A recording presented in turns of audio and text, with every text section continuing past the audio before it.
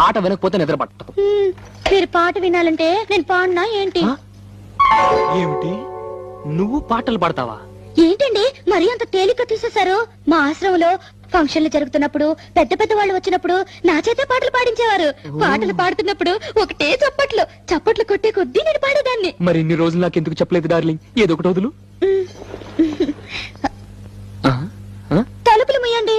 ఎవరిని వింటారనా? కాదండి, నా పాట మీరు తప్ప మీరు ఎవ్వరూ వినకూడదు. నా పాట మీకే అంకితం. ఓ, ఏం కొట్టేవి నచ్చలక. వస్తానుండు, నీ పాట నాకే అంకితం. ఓకే, ఏది పాడు.